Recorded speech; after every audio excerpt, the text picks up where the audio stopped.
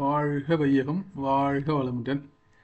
1975ஆம் ஆண்டு ஜனவரி மாதம் 9ஆம் தேதி வேதாத்ரி மகரிஷி அவர்கள் நியூயார்க்கில் உள்ள ஐக்கிய நாடுகள் சபையில் உரை நிகழ்த்தினார். அந்த உரையின் தலைப்பு யோகா மற்றும் உலக அமைதி. அந்த உரையின் தமிழாக்கம், அவர் ஆங்கிலத்தில் உரையாற்றினார். அதனுடைய தமிழாக்கத்தை இந்த வீடியோவில் பார்க்கலாம். மகரிஷி என்ன பண்ண சொல்லியிருக்காங்கன்னா, அடிப்படையில் தனி மனித அமைதி தான் உலக அமைதி அப்படின்னு சொல்லியிருக்காங்க. அந்த தனி மனித அமைதிக்கு யோகம் மிகவும் உறுதுணையாக இருக்கும் அப்படின்றத மகரிஷி சொல்லியிருக்காங்க. அது ஆங்கிலத்தில் இருந்தது. அதை நான் எனக்கு தெரிஞ்ச வகையில் தமிழில் மொழிபெயர்த்திருக்கேன். தனது உரையில் உலக அமைதியை பேணுவதில் ஆன்மீக அறிவின் முக்கியத்துவத்தையும் நாடுகளுக்கிடையே அமைதியை நிலைநாட்டுவதில் ஐக்கிய நாடுகள் சபையின் பங்கையும் வலியுறுத்தினார். உலக அமைதிக்கு தனிமனித அமைதியே முக்கியம் என்றும் ஒவ்வொரு தனிமனிதனும் அமைதியாக வாழும்போது உலக அமைதியை அடைய முடியும் என்றும் அவர் நம்பினார். உலக அமைதி பற்றி வேதாத்ரி மகரிஷி நம்பிய வேறு சில விஷயங்கள் இங்கே தரப்பட்டுள்ளது. வேதாத்ரியம் என்பது உலக அமைதியை அடைவதற்கான 14 நடைமுறை வழிகளின் தொகுப்பு. நம்ம சேனலில் வேதாத்ரியம் அப்படின்னு ஒரு பிளேலிஸ்டே இருக்குது. அதில் 14 விஷயங்களை மகரிஷி கொடுத்துருக்காங்க. அதை ஒன்று ஒன்றா விளக்கியிருக்கோம். அந்த வீடியோட லிங்க்கும் நான் அங்கே டிஸ்கிரிப்ஷனில் கொடுக்குறேன், செக் பண்ணி பாருங்கள். அப்புறம் சுய விழிப்புணர்வு, செல்ஃப் அவேர்னஸ் அப்படின்னு சொல்கிறாங்க. மனித துயரத்துக்கான அடிப்படை காரணம் சுய விழிப்புணர்வு மற்றும் மற்றவர்களுடனான உறவுகள் பற்றி விழிப்புணர்வு இல்லாதது தான். அதாவது சுய விழிப்புணர்வும் இல்லை, மற்றவங்களுடைய உறவுகள் பற்றி விழிப்புணர்வும் மக்களுக்கு இல்லாதனால தான் துயரத்துக்கு அடிப்படையான காரணம் அப்படின்னு சொல்கிறாங்க.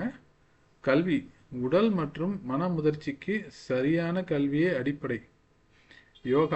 யோக பயிற்சிகள் சுய விழிப்புணர்வை அடைய தேவையான வலிமையையும் தன்மையையும் வளர்க்க உதவுகின்றன.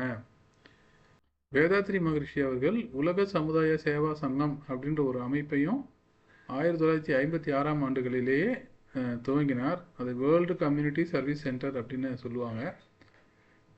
இது ஒரு இன்ட்ரோடக்ஷன் மட்டும். இதுக்கப்புறம் மகரிஷி பேசின பேச்சு இங்கே கொடுத்துருக்கோம். அன்புள்ள நண்பர்களே, ஆன்மீக வளர்ச்சியை பற்றி ஏதாவது கேட்க வேண்டும் என்ற உன்னதமான நோக்கத்துடன் நீங்கள் அனைவரும் இங்கு கூடியிருப்பதைக் கண்டு நான் மிகவும் மகிழ்ச்சி அடைகிறேன். நமது வாழ்க்கையை முழுமையாக்கவும் உலகில் உள்ள அனைவரின் வாழ்க்கையிலும் அமைதியை பேணவும் ஆன்மீக அறிவு மிகவும் முக்கியமானது. இந்த மாபெரும் அமைப்பு யுனைடெட் நேஷன் ஆர்கனைசேஷன் தொடங்கப்பட்டு மனித குலத்திற்குள் அமைதியை நிலைநாட்டுவதை மட்டுமே நோக்கமாக கொண்டு செயல்பட்டு வருகிறது. அரசியல் மற்றும் பொருளாதார துறைகளில் UNO அமைதியை கொண்டு வர கடுமையாக பாடுபடுகிறது. அனைத்து நாடுகளின் பிரதிநிதிகளையும் ஒரே கூரையின் கீழ் கொண்டு வந்து ஆபத்தான அணு ஆயுதங்களுக்கு எதிராக மனிதகுலம் உயிர் வாழ்வதற்கான ஒரே நம்பிக்கையான சர்வதேச அமைதியை பற்றி சிந்திக்க வைப்பது ஒரு உன்னதமான திட்டமாகும். தத்துவ ஞானம் மற்றும் சர்வதேச சிந்தனையின் அறிவுஜீவிகள் நிறைந்த உலகம் ஐநாவின் பயனுள்ள பணிகளை பாராட்டுகிறது. அமைதிக்கு மிக முக்கியமான இன்னொரு விஷயத்தையும் இங்கே நான் சுட்டி காட்ட வேண்டும். அதுதான் மனிதகுலத்தின் ஆன்மீக அறிவை வளர்ப்பது. நிச்சயமாக அமைதியான வாழ்க்கைக்கு பொருள் வசதிகள் அவசியம். ஆனால் ஆன்மீக அறிவு இல்லாமல் பொருள் வசதிகள் மட்டுமே வாழ்க்கையில் திருப்தியையோ அல்லது அமைதியையோ கொண்டு வராது. இங்கே நான் ஒரு உதாரணம் தருகிறேன். உணவு, தங்குமிடம் மற்றும் உடைகள் ஆகியவை மனிதர்களுக்கு அடிப்படை வசதிகள் ஆகும். தயவு செய்து முழு உலகத்தையும் இந்த 3 முக்கிய பொருட்களின் கிடைக்கக்கூடிய இருப்புகளையும் நினைத்து பாருங்கள். உலகம் முழுவதும் ஒரே நேரத்தில் உற்பத்தியை நிறுத்தினாலும் தற்போது கையிருப்பில் உள்ள துணிகள் அடுத்த 2 ஆண்டுகளுக்கு அனைத்து மக்களுக்கும் போதுமானதாக இருக்கும்.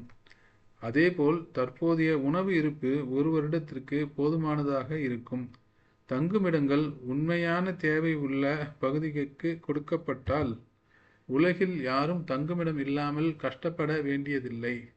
சில நபர்களிடமும் சில நாடுகளிடமும் இந்த பொருட்கள் குறைவாக இருக்கலாம், மற்றவர்களிடம் அவை மிகுதியாக இருக்கலாம். ஆன்மீக அறிவின் வளர்ச்சி மட்டுமே மனிதகுலம் அனைத்து தேவைகளையும் அன்பு, மரியாதை மற்றும் பொறுப்புடன் பகிர்ந்து கொள்ள உதவும்.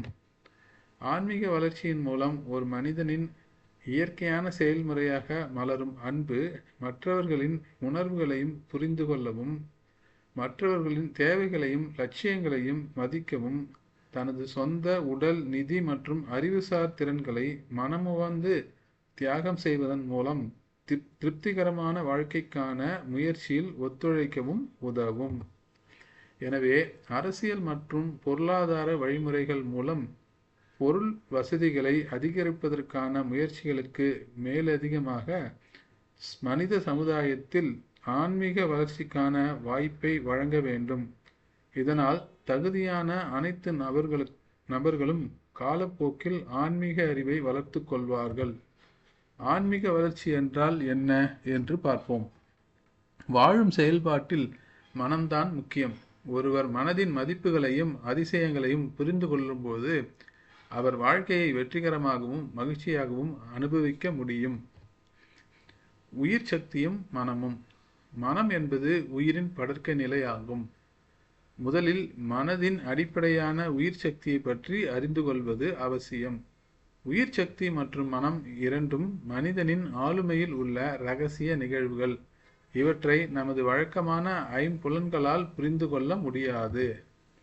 மனம் தன் மூலத்தை கண்டுபிடிக்கவும், உயிர் சக்தி மற்றும் மனம் இரண்டின் இருப்பு மற்றும் செயல்பாடுகளையும் அவற்றுக்கிடையேயான உறவையும் புரிந்து கொள்ளவும் தியானம் அல்லது குண்டலினி யோகா என்று அழைக்கப்படும் மனப்பயிற்சி உறுதுணையாக இருக்கும். குண்டலினி தெய்வீக ஆன்மா என்பது அடிப்படையான உச்ச பிரபஞ்ச சக்தியின் பெயர். எந்த ஒரு உயிரினத்திலும் உள்ள உயிர் சக்தி பிரபஞ்ச செயல்பாடுகளை நிர்வகிக்கும் பிரபஞ்ச சக்தியின் ஒரு பகுதியாகும். உண்மையில் பல்வேறு தீவிரங்களில் இத்தகைய சக்தியின் ஆற்றல் துகள்கள் சங்கமமே அனைத்து வெளிப்பாடுகளையும் நிலைநிறுத்துகிறது. எனவே ஆன்மா என்பது அனைத்து உடல் வெளிப்பாடுகள் மற்றும் மன செயல்பாடு, மனம் ஆகியவற்றின் அடிப்படை கொள்கை என்பதை புரிந்து கொள்ள வேண்டும். ஆன்மீக அறிவு அல்லது ஞானம் என்பது ஆன்மாவை, அதன் இருப்பு, செயல்பாடுகள் ஆகியவற்றை உணர்தல் ஆகும். இதுவே அனைத்து அறிவியலின் அறிவியல். பொருள் அறிவை மட்டும் கொண்டு வாழ்வது மனிதனுக்கு ஒரு பக்கத்தில் மட்டும் சுமக்கப்படும் சுமையாகும். உயிர் சக்தியை உணர்தல். உயிர் சக்தியாக செயல்படும் நமக்குள் இருக்கும் ஆன்மாவை எவ்வாறு உணர்வது? உயிர் சக்தி முழு உடலையும் வியாபித்திருந்தாலும் அது பௌதிக உடலில் ஒரு குறிப்பிட்ட இடத்தில் செயல்படும் மையத்தை கொண்டுள்ளது. பொதுவாக உயிர் சக்தியின் செயல்படும் மையம் முதுகெலும்பின் அடிப்பகுதியில் உள்ளது. இது பண்டைய யோகிகளால் மூலாதாரம் என்று அழைக்கப்படுகிறது. இந்த மையத்தை மூலாதாரத்திலிருந்து புருவங்களுக்கு இடையே உள்ள புள்ளியான ஆக்ஞா சக்கரத்திற்கு மாற்றாவிட்டால் உயிர் சக்தியின் இருப்பை மனதால் உணர முடியாது. பண்டைய யோகிகள் சுவாச பயிற்சிகள் மூலமாகவோ அல்லது மந்திரங்களை உச்சரிப்பதன் மூலமாகவோ மையத்தை மாற்ற முயன்றனர். இரண்டு முறைகளும் கடினமானவை மற்றும் நேரத்தை எடுத்துக்கொள்ளும். சக்தியை மேலே கொண்டு வர பல ஆண்டுகள் ஆனது. அதே நேரத்தில் சக்தி வழியில் சிக்கி கொண்டால் சாதகரும் சில மோசமான விளைவுகளால் பாதிக்கப்பட வேண்டியிருந்தது. எனவே குடும்ப உறுப்பினர்களால் இந்த யோக பயிற்சி செய்து அதன் பலனை பெற முடியவில்லை. இப்போது உயிர் சக்தியின் செயல்பாட்டு மையத்தை உயர்த்துவதற்கான பாதுகாப்பான, உறுதியான மற்றும் விரைவான முறையை கண்டுபிடித்துள்ளோம். குண்டலினி யோகாவில் பயிற்சி பெற்ற ஒரு குரு ஒரு சாதகரின் உயிர் சக்தியை சில நிமிடங்களிலேயே எளிதாக தீவிரப்படுத்தி தொடுதல் முறையில் அதை உயர்த்த முடியும். குரு குண்டலினி சக்தியின் செயல்பாட்டு மையத்தை சரி செய்த பிறகு சாதகர்கள் அந்த சக்தியின் சக்தியை மனதளவில் கவனிக்க வேண்டும். இந்த செயல்முறை தியானமாகிறது. அந்த சக்தியை கவனிப்பது மனதளவில் மனதை பற்றிய விழிப்புணர்வை வளர்க்கிறது, உயிர் சக்தியை வீணாக்காமல் பாதுகாக்கிறது, மேலும் நிலைத்தன்மையையும் மன அமைதியையும் மேம்படுத்துகிறது. மனம் அதன் சொந்த அடித்தளத்தை கவனிப்பதன் மூலம் உயிர் சக்தி மற்றும் மனம் இரண்டின் இருப்பு மற்றும் செயல்பாடுகள் மற்றும் அவற்றுக்கிடையேயான உறவு ஆகியவை ஒரு நடைமுறை அனுபவமாக புரிந்து கொள்ளப்படும். மூலாதாரத்திலிருந்து உயிர் சக்தியான குண்டலினி சக்தியை செயல்படுத்தி ஒரு சிறந்த குருவால் ஒரு சாதகரின் ஆக்ஞா மையத்தில் நிலைநிறுத்துவது தீட்சை. இது ஆன்மீக பயிற்சியின் முதல் படி. வேறு சில பயிற்சிகளையும் கற்றுக்கொண்டு ஒவ்வொன்றாக பின்பற்ற வேண்டும்.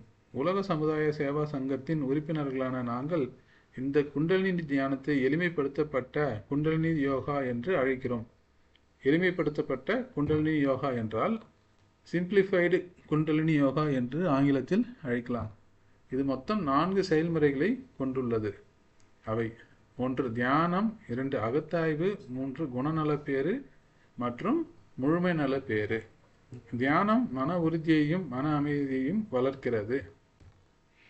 அகத்தாய்வு எனும் சுய பரிசோதனை அறிவை ஒளிரச் செய்து ஒருவரின் வாழ்க்கையை ஒளியைப் போல வழிநடத்துகிறது.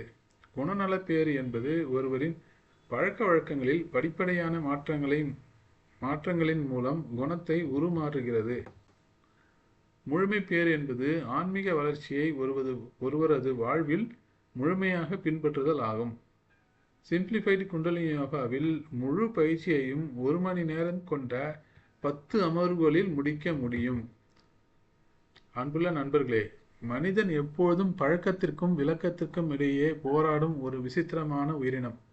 அவன் சிந்திக்கும் திறன்களில் வளர்த்த பிறகு முழுமையான ஆன்மீக பயிற்சி மூலம் மட்டுமே அவன் முழுமையான இலக்கை அடைய முடியும்.